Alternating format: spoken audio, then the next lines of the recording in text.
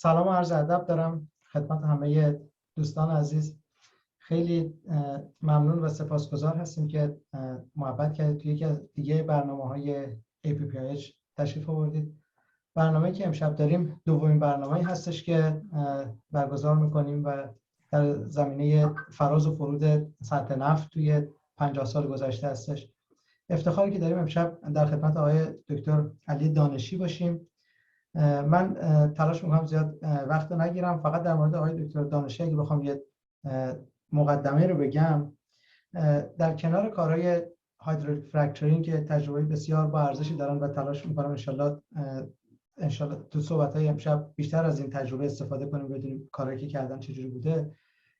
نقش بسیار تعیین کننده که ایشون توی سوسایتی پترولیم انجینیرینگ داشتن، چه تو قسمت اینترنشنالش SP و چه تو کامیونیتی ایرانی APPH، واقعا قابل چشم‌پوشی نیستش. من به طور خاص‌تر بگم APPH، ایشون پرزیدنت قبلی بودن و کارهایی که کردن هنوز هستش خیلی تاثیرگذار. از ما همچنان بسیار سپاسگزار هستیم که ایشونو داریم و خیلی هم خوشحالیم که همیشه از تجربیات ایشون استفاده کنیم و امیدوار هستم که بتونیم شاگرد شایسته برایشون باشیم.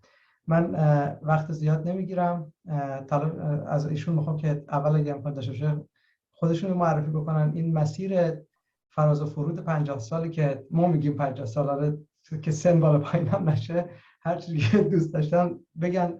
همچنان که خواهش که از همه دوستان دارم میتونن سوالشون از اول اگر دوستان تو چت بپرسن. آقای دکتر دانشی علاقه‌مند هستن که بقیه دوستانم اگر لازم هست جایی اظهار نظر بکنن، میتونید میکروفون رو باز بکنید و سوالی چیزی لازم هستش بپرسید. خیلی ممنون هستم. آقای دکتر دانشی در خدمت شما هستم. Good evening. I think I'm going to try to do this in English because most of the terminology that we want to use, I'm much more familiar with them in English. So I'll go ahead and start with the discussion in English. A couple of requests that I have. One of them is that it is better if I am not the only one who's talking all evening. And I would like to invite you to please jump in anytime you have an opinion or you have an idea or experience that you want to share with the rest of us. Please do that. I think every one of us have got experiences and have got histories that would be of value to the rest of the audience. So I would like to ask for that. If we want to look at what has happened to the oil and gas industry, we need to divide the controlling factors, the influencing factors, into several categories. One would be, of course, technical, how much the technology has improved. Another one, which is quite important, is political. The politics of the world have played a very important role in the events that have taken place within the oil and gas industry. And the other element that has been quite important is actually the social, the things that are happening socially that are influencing our industry. And socially, for example, you know, there's a lot of conversation about global warming these days, and that is definitely having an effect on the oil and gas industry. So with these, let me start by first discussing the technical developments and how technology has influenced the events in the oil and gas industry. Of all the different technologies that have affected our business, I would say that the computer sciences and application of computer technology would be perhaps at the very top.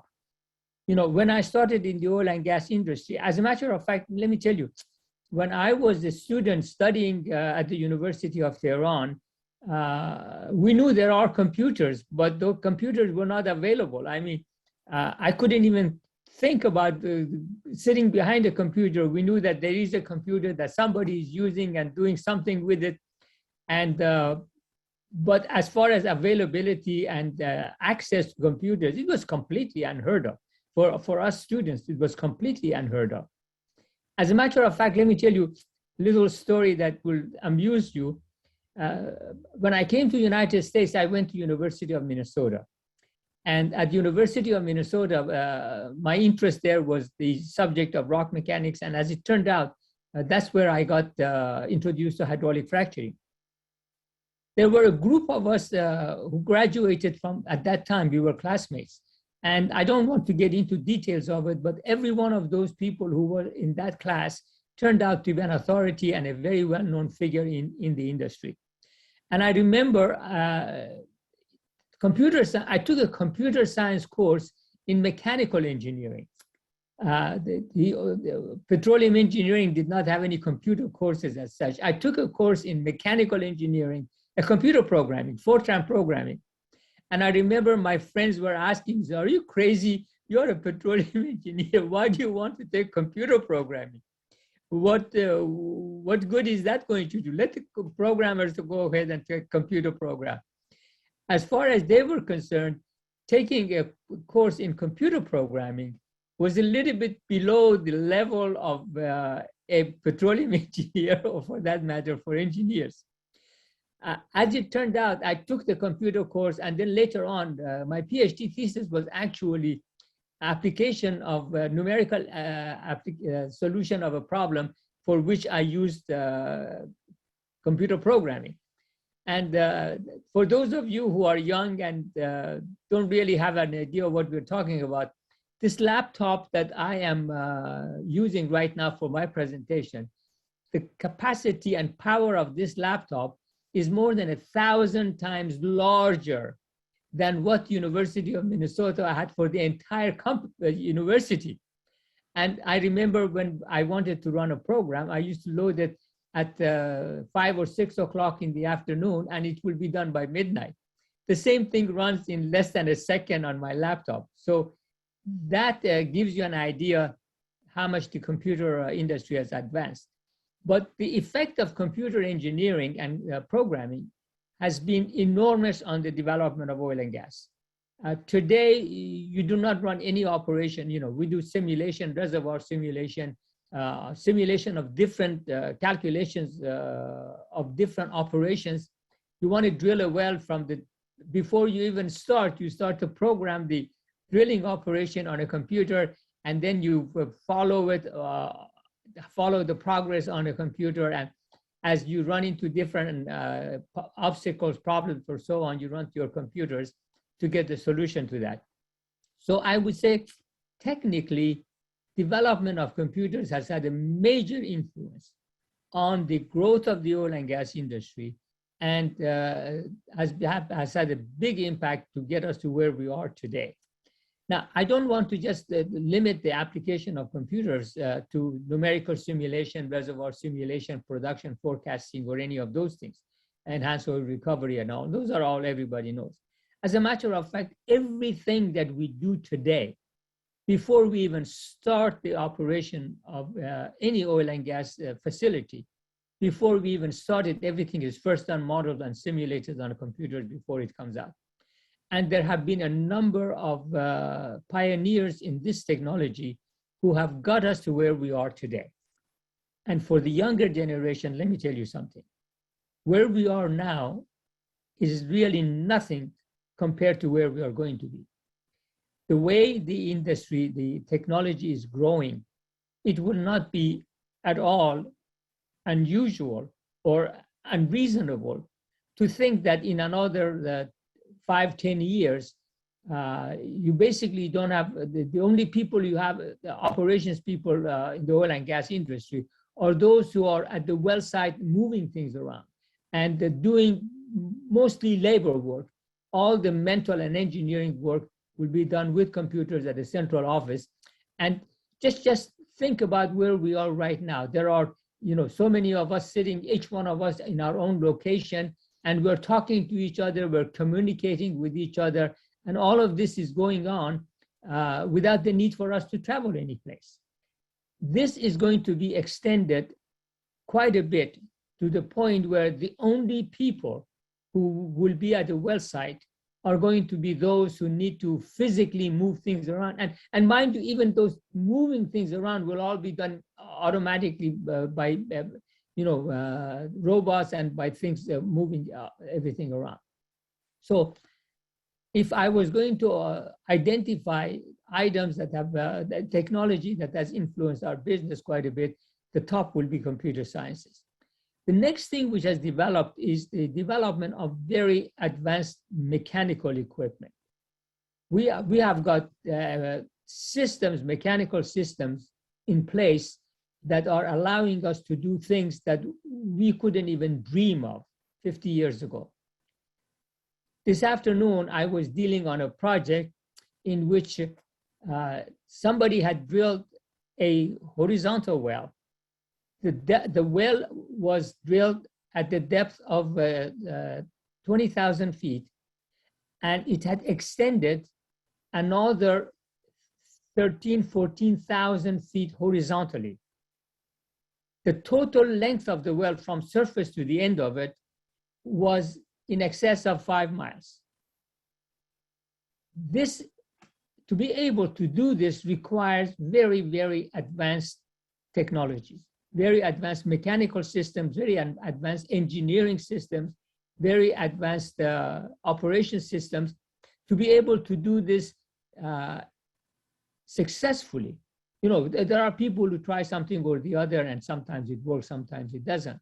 Today, we are drilling these horizontal wells successfully, one after the other.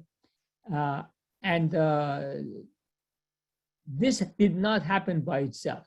There were a large number of people who made significant contributions to make this possible, to make this happen.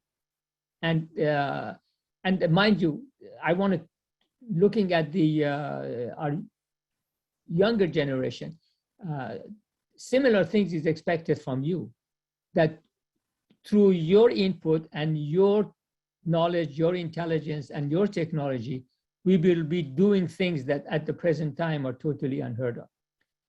Let me give you a few examples about some of the things that we are doing. Consider we are producing close to 8 to 10 million barrels of very light crude from shale formations, which have got nano-Darcy permeability. You know, when I started in the oil and gas business, shale were considered fracture barriers. We used to say that the fracture cannot grow through shale. A shale will stop the growth of a hydraulic fracture. The idea that we can fracture shales was completely unacceptable for us at that time. You cannot fracture a shale. Shale is a plastic formation. Today, from that formation, we are producing around 10 million barrels of very light condensate. And we are supplying the energy needs of this country through operations that are performed in formations that in my young days, we really considered a shale was a fracture barrier. We often used to call it shale barrier, not even shale formation. Shale was called a fracture barrier because we didn't think you could fracture shale. Shale is plastic, and once the fracture reaches it, it will stop growing. Now, imagine you tell a young engineer today this thing, and they think you're crazy. They start looking at you, which jungle did you come from? And that gives you an idea of the advancements in technology and where we are. Now, to make that even more impressive, today we are drilling wells from pads. From each pad, we drill 4, 5, 6, 7 wells. And imagine the technical complications that have to be overcome in order for us to do that. To make it even more exciting, we fracture these wells one after the other. The equipment moves on location, and the equipment is suitable and fit to stay continuous operation for a week, 10 days, 2 weeks continuously. During my time, when we used to think about fracturing treatments, a pumping equipment needed to stay operational for 30 minutes because that's how long a fracturing treatment took. Today, the equipment is continuously running. And think about the other complications. The equipment is running for, say, a week or 10 days. People do not stay there for a week or 10 days. We move people. And the technology has extended to the point where one group of people comes and takes over the operation from another group of people, and the work smoothly continues. And of course, what is making a lot of this possible are the computer technology, the application of the know-how, automated know-how that lets us do that. Now, to make this even more complicated, let me add another thing. In the last 2-3 years, we have developed the capability of fracturing 2 wells simultaneously. In other words, the pumping equipment is fracturing 2 wells simultaneously. Some of the fluid goes into one well, the other part of the fluid goes into the other well. And when you think about the complexity of the problem and the kinds of things that you can run into to be able to do that is phenomenal. And all of this has been made possible through developments that have come around by engineers. I didn't have any part of that. I'm basically a user of that technology and an observer of the technology. But there have been others whose knowledge and whose skills have made that possible. And that is quite remarkable. When you consider the what is going on within the oil and gas industry, how much oil we are producing every day, and we have been doing this nonstop for the last so many years. That is not something. That's not something unimportant. That's quite impressive. Now, then I'd like to ask other people in there for their comments about technology and what they think about it. Mojtaba, what do you think? Mojtaba, I can see your name in there. Are you listening or you have gone to sleep? Hey, Dr. Daneshy, how's it going? I'm doing fine. So tell me, what do you think? What's your thought on this? I think it's going to be so You're one of the young people who are making all of these things happen. So tell me, what do you think? Yeah, actually, I'm at work right now. So I think it's going to be changing and it's going to be very unpredictable. So the same way that you mentioned that like 50 years ago, like there was no computer and everything has changed. So I can see that like it's going to be changing and it's going to be a little bit unpredictable. Are there any exciting technologies you are working on that you want to let the rest of us know that are going to change what will happen 30 years from now? I see a lot of the stuff happening in the data science and machine learning that could make an impact. I think in oil and gas, we haven't really harvested the benefits of machine learning yet, but I think it's going to come soon to oil and gas as well. Very good. Reza Golshan, what do you think? You're mostly on the mechanical side of it. What do you think? Good evening, everybody. Okay, the advancement in my experience or past experience, it has been in the area of pressure transient analysis, reservoir engineering, etc. A tool that made all this advancement possible, it goes back almost 98 years. A simple mechanical tool was developed by GRC, Geophysical Research Corporations, that enabled reservoir engineers and geophysicists to understand the downhole pressure and temperature, following of to understand the wellbore capacities, and goes back to permeability, flow capacity, and that tools that was basically designed or researched back in 1929, and then it was in the oil and gas industry, was used by the oil companies. Every few years, it was developing to more advanced tools, to a point that today, the mechanical tool simply had a chart in it that was sent with a gauge called Amerada gauge, or also called bomb, pressure bomb, that measure downhole pressure and temperature. And that tool had to be sent on a wire line downhole. And few hours later or few days later, tools was recovered and the pressure and temperature was measured through a chart and was the base of the calculations of flow capacity and other aspects of it. So that tool, after 9 years, has developed to a point that you could send it downhole without any wire or any other tools that could send the data down to surface, which you could observe the downhole pressure and temperature.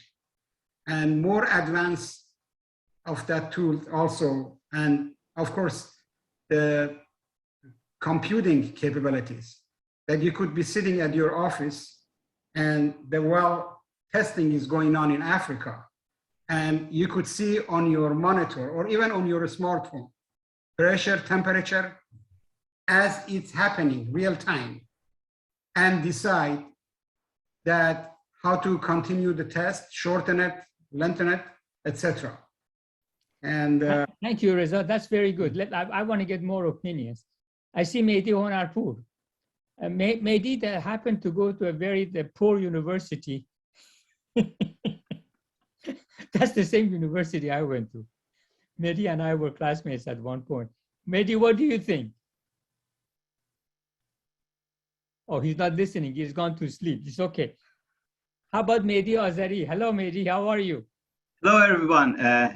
Good evening. Well, I want to follow with Mr. Gulshan's Reza's comments. Yeah, I remember having those chart readers and those on the metal that basically scratches the metal and you read the pressure.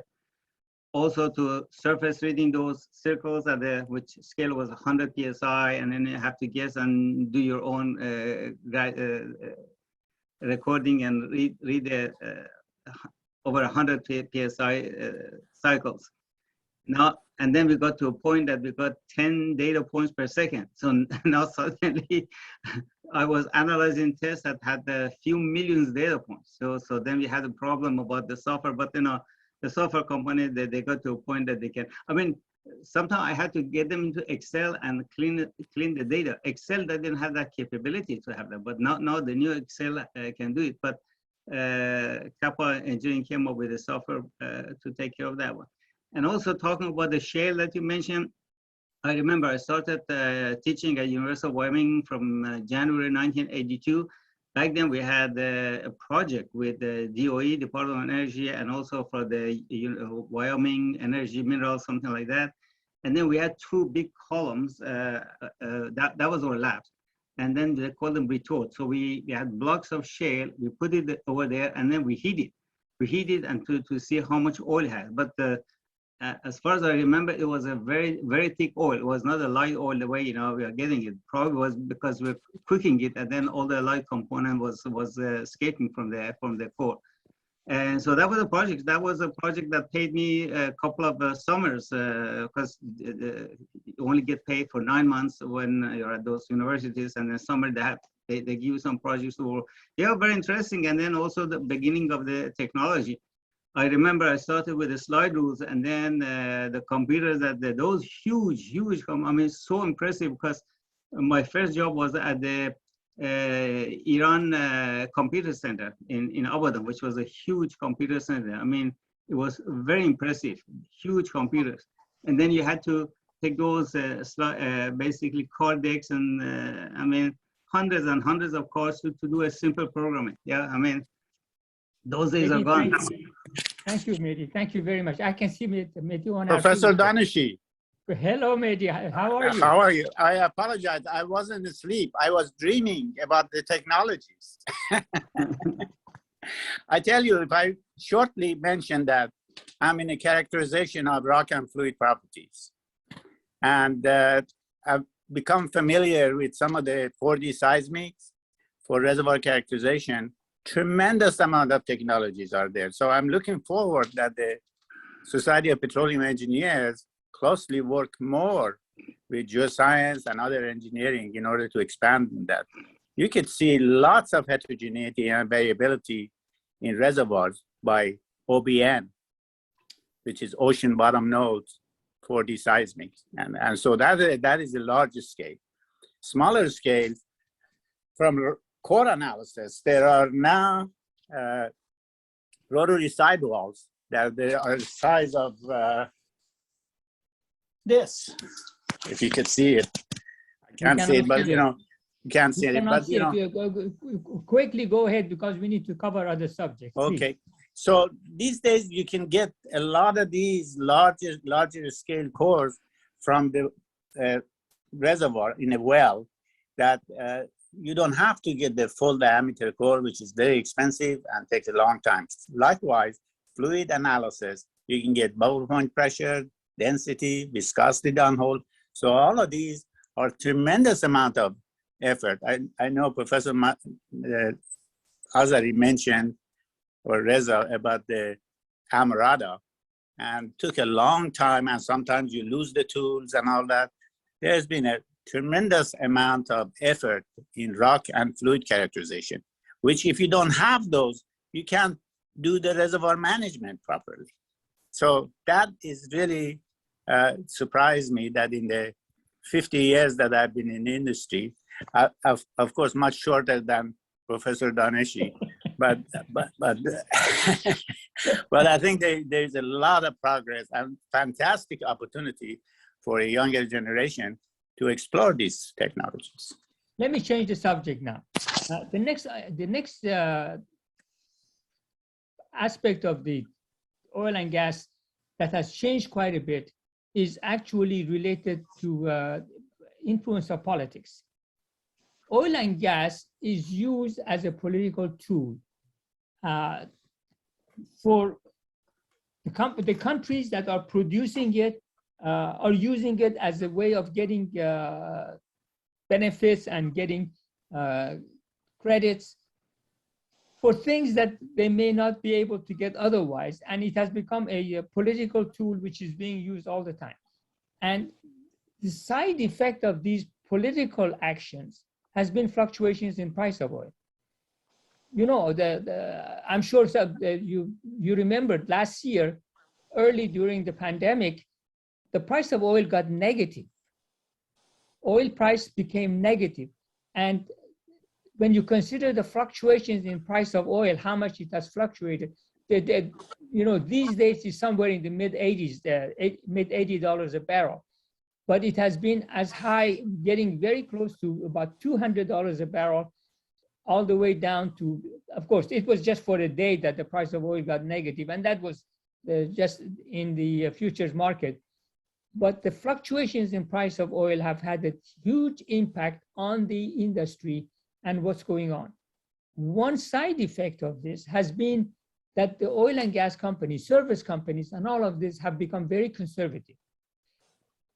If you look around right now, even though the price of oil is somewhere around $80 a barrel, and which is a very healthy price, you know, it's quite profitable. Many of the companies are laying off people from central offices.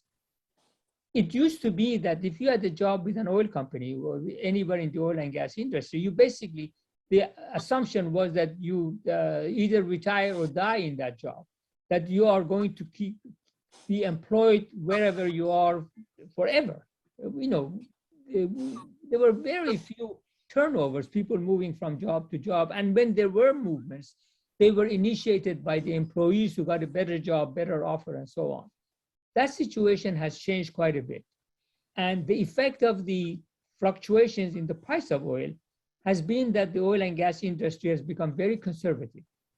And they try to, no matter what the present condition is, they try to be ready for things to get a lot worse 2 weeks from now, 2 months from now, a year from now. And that conservatism has created a very different employment environment than when I started in the industry. You know, when I started in the industry, you once you got a job, the only way you left your job was for you to leave. Now, people are getting laid off all the time. So partly the reason for that is economical in a way because of the very huge fluctuations in the price of oil. But those fluctuations in the price of oil are also very much driven by political events and the way countries and companies play politics with the production of oil and the availability of oil. So that's, and then I also like to open the discussion to another subject, which I think is going to have a huge impact on the future of oil and gas industry. And those are social discussions. You see, today, oil and gas industry is considered a very bad polluter of the environment. And you hear, people talk about ban fracking, ban oil and gas operations. You know that United States government has stopped oil and gas operations on federal land.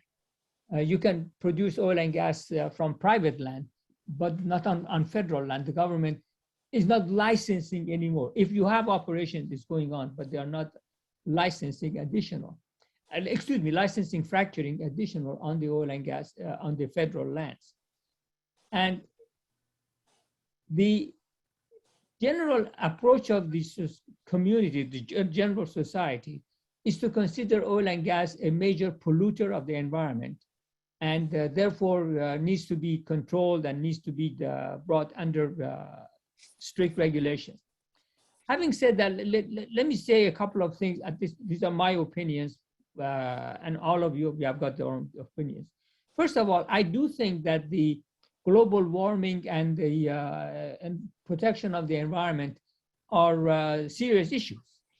These are things that all of us need to be conscious of, and all of us need to be aware of. Look, I don't want to breathe polluted air any more than somebody else wants. And so I think it is important for all of us to maintain an open mind and realize that some of the things that the overall society is asking for, these objectives are the same that are good for us also, for everybody. Having said that, also let me add another point, and that is, with all of the projections and everything that I see, the need for oil and gas is not going to go away. As a matter of fact, the need for oil and gas is not even going to decrease for the next 20, 30, 40 years. All of these new energy technologies that are being introduced and being used by the society, they basically fill the need for additional energy sources. As the people's standard of living improves, as the population grows, we need more and more energy. And some of these new and advanced technologies are basically filling that gap. Right now, the globe is producing and consuming about 100 million barrels of oil per day. And my estimation is that even 20, 30 years from now, we will still continue to use that same volume of oil and gas. But the percentage of the total energy need, which is supplied by oil and gas, that percentage will go down because other technologies are filling the gap, filling the need, and the extra energy that is going to be required by the society. There are other factors also that influence this, and this is, we can talk about having solar panels in the United States, even though this is mostly conversation at this stage. It's not really, hasn't taken off as people think it would. For example, in all of Africa, access to that technology is not available at all. In Asia, it is not that available. In Latin America, it's not available. And as the population of those continents increase, and as the expectations of the people living there becomes higher, they want to live a better life. And in order for them to live a better life, they need to have access to other sources of energy. And if they're going to have access to other sources of energy, that additional energy will be supplied by these other sources, more advanced technologies that are going to be there. So I think this is a point that needs to be recognized. And I have given a number of talks related to this. And let me give you one which I think is good for all of us to hear. You see, today in the United States, we're producing about 8 to 10 million barrels of oil from these shale formations. Let's say that we were going to produce 8 million barrels of oil without, say, fracturing. If we were going to produce 8 million barrels of oil without fracturing, first of all, our sources are dwindled now. Basically, we're reduced onshore. Primarily, our source of hydrocarbon is shale. If we were going to produce, let's say we are going to produce 100 barrels of oil a day from a formation in a well that we drill in shale. In order for us to get 100 barrels of oil, we need to drill around 5 wells. These wells, at best under natural conditions, without fracturing, they may produce 15, 20 barrels of oil per day. So if we were going to produce 100 barrels of oil per day, we're going to need 5 wells. Now consider the environmental impact and the wastage that will be created and the time it takes and the money it takes to drill 5 wells to the depth of 10,000 feet. And right now, we are drilling horizontal wells that extend 15, 20,000 feet, from the surface all the way to the end. From these wells, we're producing 1,500 barrels of oil per day. And what is making this possible is essentially hydraulic fracturing. We fracture these wells and we're able to produce that. Now, just think about this as engineers. If you were going to produce, let's say, 25 barrels of oil per day from a vertical well without any fractures, in order to produce 1,500 barrels of oil, you're going to need 60 wells. And I want you to consider this, which has got a bigger environmental impact. Drilling 60 vertical wells that are going to take at least 60 vertical wells are going to take you at least a year to do, as opposed to drilling a horizontal well where you can do this in less than in 2 to 3 weeks. The environmental impact, the cost, and think what the oil prices would be if we were going to ban fracturing and produce all of this oil needs that this country has by drilling vertical wells. And I think this is an aspect that needs to be emphasized to the general public, that look, our contribution to the environment comes generally through application of better technologies to produce the required needs of the US society by better technology with less cost, faster, and smaller environmental footprint. So when you consider these aspects, you can appreciate that although the society is not generally very friendly towards our operations, if they knew more about what we are doing, I think they would have a better appreciation of the effort that the oil and gas community is putting in order to improve the quality of the environment and improve the lives of the people who are depending on oil and gas for their energy needs. And does anybody else have something that they want to add about this? I'm going to stop here. Both these topics that we discussed, the political and the social. What you see coming and what's your thought about these? I see everybody's quiet. Dr. Daneshy, this is Yasin speaking. On the social aspect of it, I think one of the risks that the industry will face is the departure of good, talented people because of this vilification of the industry and the opportunities in other industries such as computer science. A lot of people, I mean, we all know these people that they've left the industry, and I don't think they will return. So that is a risk for the future of the industry in terms of the talents and the employability of the other people. They just see that people getting laid off left and right, so they depart to technology companies. The pay is much better. The culture is debatable, but that's another discussion. And then the industry will be left with less talent. So that is a risk that needs to be addressed. Excellent point. That's a very good point you brought up. Let me actually make a couple of observations. First, enrollment in petroleum engineering is going down.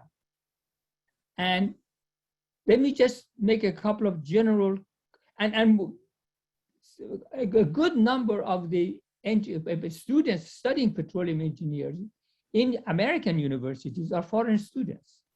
Now, let me make a few observations which are important for the young audience, in fact, to recognize. First of all, the salary of oil and gas industry has kept up. Although the job numbers are fewer, but the salary levels are still quite healthy. The people who are in the oil and gas industry, those who can find jobs, are earning good incomes, first.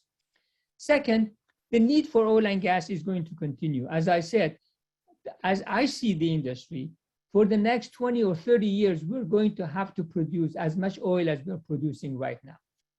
And as long as, you see, and while temporarily, for a short period of time, we may be able to move ahead without adding people in our technology centers and in our new developments, that is not a long-term objective. In the long term, we have to bring people whose job it is to develop the new things, and which means that there will be need for people, talented people, to stay within the industry, and they're going to have employment. Another aspect which is also quite important is that oil and gas industry brings in a lot of talent from other technical disciplines. We hire a lot of electrical engineers. We hire a lot of mechanical engineers. Oil and gas industry is responsible for development a lot of chemicals. And so we have a lot of chemical engineers, computer science. So other engineering disciplines are integrating into the oil and gas, which means that the opportunities for us are going to be present for us to stretch our knowledge of what's going on technically and otherwise within our community, and become better producers of what the future is going to need in order for us to meet the objectives that we are talking about. You know, if we are going to improve the quality of the environment, we need the input of these people. We need to have, environment is not going to get better by regulation. In order for us to do a better job, we have to depend on technology to do that. And technology comes from engineers. Technology comes from scientists. And so there will always be need for bright engineers, bright scientists to enter the arena and make their contribution for the betterment of the industry, for the betterment of the society, and for all of the other objectives that we're talking about. I would suggest that, as a matter of fact, the improvement in the environment, the contribution of the oil and gas industry to the improvement of the environment could match anything other industries do, by simply producing the required barrels of oil with less environmental footprint, do it faster, do it cheaper, do it easier, and do it with less waste and less pollution and everything. If any progress is going to be made in that arena, it has to come from us. It has to come from petroleum engineers. It has to come from people in the petroleum industry. And so I want to let you know that we still have a long ways to go, and we still have much to contribute to the betterment of the society in which we are living. I told you earlier, I am one of those who believes that we do need to look after the environment. We do need to take global warming seriously. And I make my contribution by trying to improve the aspects of the oil and gas operations that impact these other things that we're talking about, you know, global warming, waste, and so on. If I could do what we need to do in order to produce the oil easier, faster, cheaper, and more friendly, that will be my contribution to what the society wants to do. Anybody else has a comment on that? Yes, I have a couple of points that I want to present. Recently, I'm hearing about this carbon credit, which is actually a very good idea. And so there are companies that they cannot reduce their pollution, but they can buy a carbon credit. But that would be actually a good job for somebody who lost a job during this crisis. They can start a carbon credit company. I saw someplace that they were basically getting the shell nuts, the nutshells, and then they're grinding them. They're making some kind of heavy oil out of them, and then they inject it back into the ground. So this would be, and then that's a credit. So I mean, there could be a company planting trees somewhere in the world, and then get credit from Microsoft or Int'l or one of those companies that they cannot reduce their pollution, which is a very good idea and generates a lot of business and jobs for some people. Now, the other thing is, as Yasin mentioned, is yeah, some people are leaving for some reason. Probably the ones that are a little bit older and then they have been in the industry for a while, they probably are not going to come back, because they find that there's a better life or there's another life outside of 8 to 5 every day. I mean, one of those is me. And I'm feeling better. Actually, I've made a lot more money than when I was working for the company. And I mean, there are other sources that you can make money.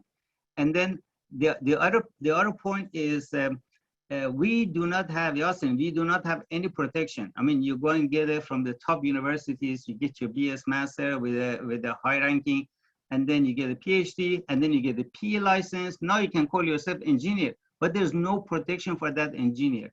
I mean, I have several young people in my family that they just got their doctor physician degree. Their starting salary is higher than my last salary, because they have protection.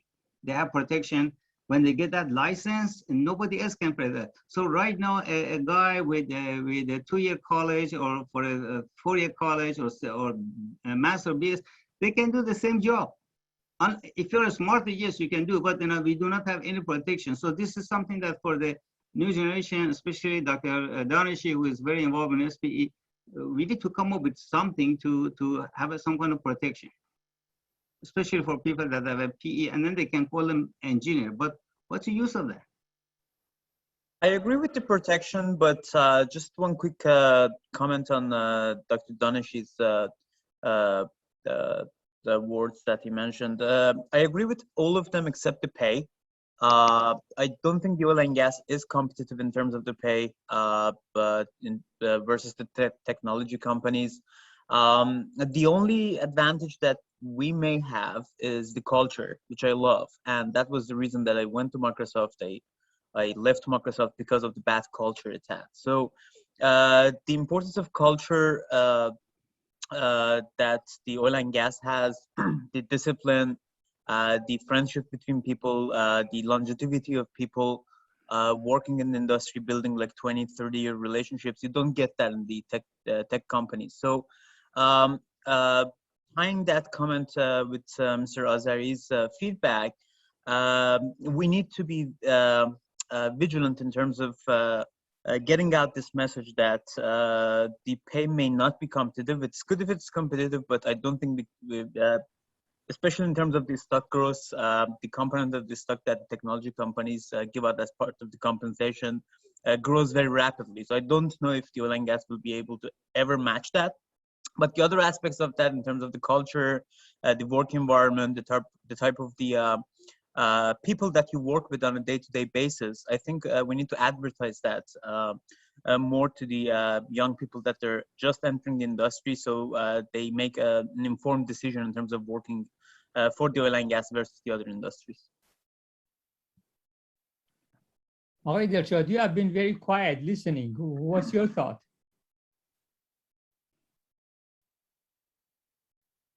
درود، خیلی ممنون. Right now, I'm just listening. I'll give you some comments in a minute. Thank you. I'll get my thoughts together. Okay.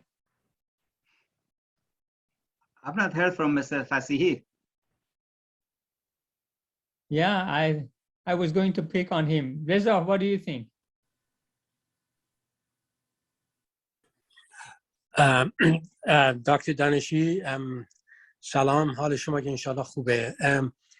Yeah, this is a very interesting topic, and it is it's going to take a while for petroleum engineering and petroleum industry to be able to convince the society that they are actually good in the future as well as they have been in the past. And in my opinion, that's the part that we need to work on to make petroleum engineering looking better than what it is currently in the public opinion.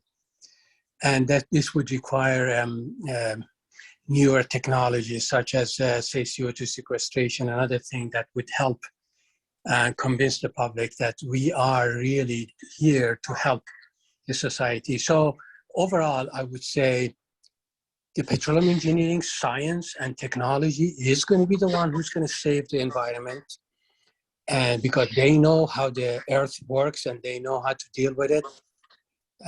But that would require investing a lot of other additional money for the cleanup. That's all I have to say. Yeah, and you actually brought up a point that I should have mentioned at the very beginning. When we talk about oil and gas industry, we really need to divide it into two broad groups: production of oil and gas and consumption of oil and gas. Majority of the environmental impact that people are looking at is coming from consumption of oil and gas.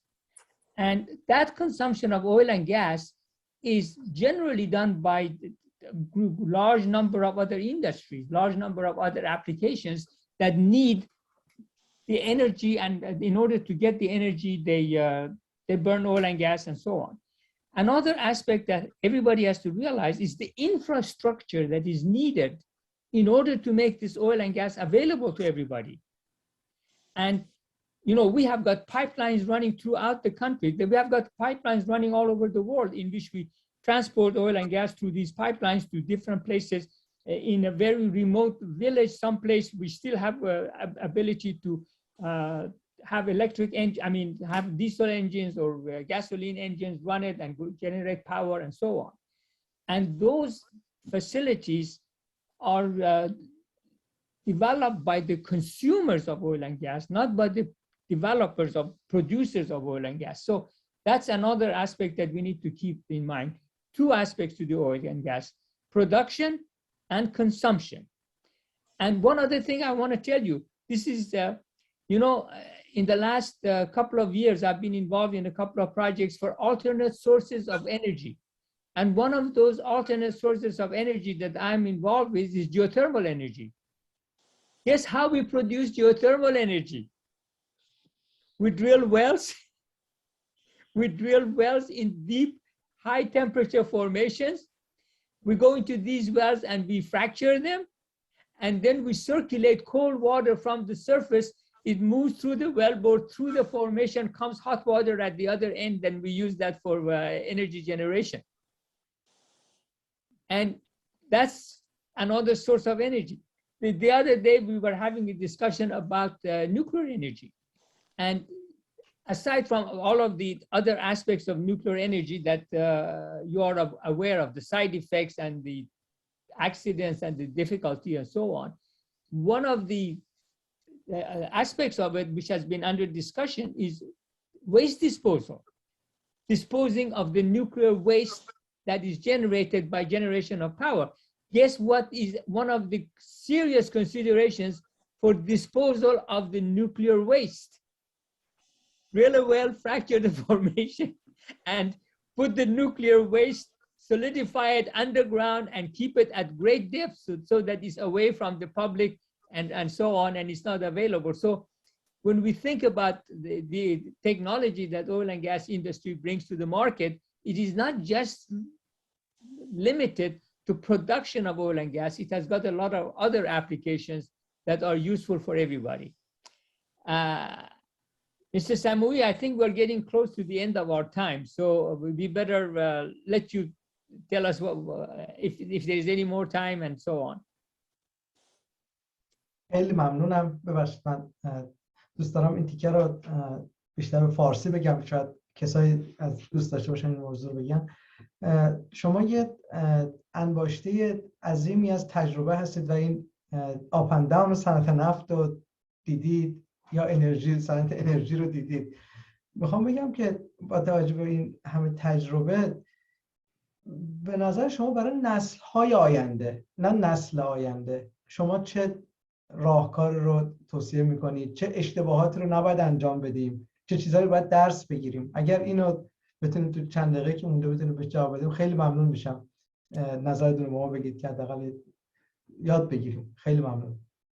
I think young people need to do what they enjoy doing.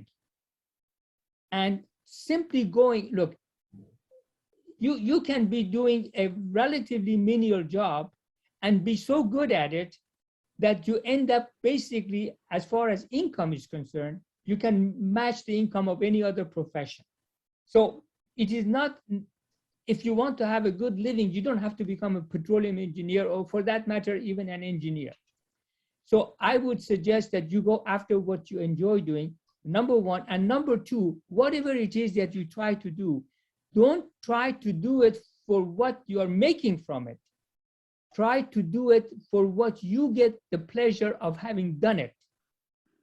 It doesn't matter what you do, since it is your work output that represents your skill and your value system.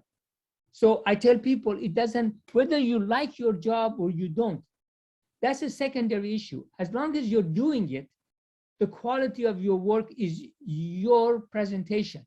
It represents who you are.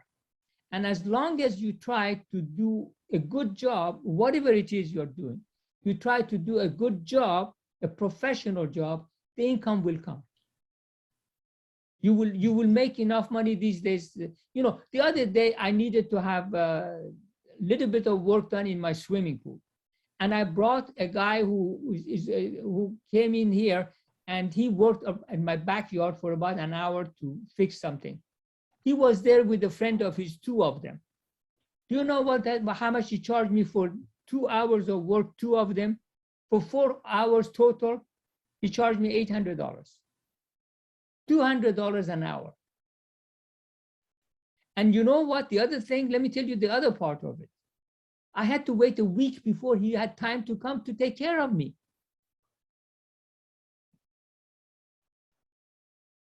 Dr. Daneshy, $200 is what petroleum engineers consultant charge. Exactly. And what I'm saying is that as long as you're good at what you're doing, the money will come. As long as you enjoy what you're doing, the money will come. And when he came and started to look at my backyard, tried to see what the problem was with my swimming pool, I realized very quickly that he's a professional. And when it came to the swimming pool, he was as good an engineer as anybody else that I know, a lot better engineer than I am, in order to fix that. So it doesn't matter what it is that you do, as long as you do it good. And you want to do the best job you can because your output represents who you are. And if you are doing a good job, you will be satisfied with yourself and the money will come. Dr. Daneshy, it cost me $1,400 to change a pool light, and it took me 2 weeks of calling so many companies. I mean, they just don't want to give you a price. I mean, just the light itself was about 900 something, just the light itself. You know, I think the fact that 2 weeks of my time, basically, because I keep calling and then they promise, say they don't come, they cancel. I mean, it's getting ridiculously bad. You know, one of the jobs that is in great demand these days, what it is? A great demand. There's a shortage, substantial. Truck drivers. Truck drivers. But we are talking about lower income for petroleum engineers. The reason that we're talking about lower income is because the cost of growing your children and maintaining your family now has gone up significantly. There is a going to children to put them in a public school, they're $50,000 a year now. You're not going to make that type of money in any field. So there are sectors of our society that is becoming much more expensive than really that we could look with a $200 an hour salary even. Well, let me give a recommendation or advice to Mr. Samui, the question you asked. Probably from 20 years ago, 25 years ago, I told my kids, I do not want any more engineers in my family. And I made sure that nobody goes to engineering.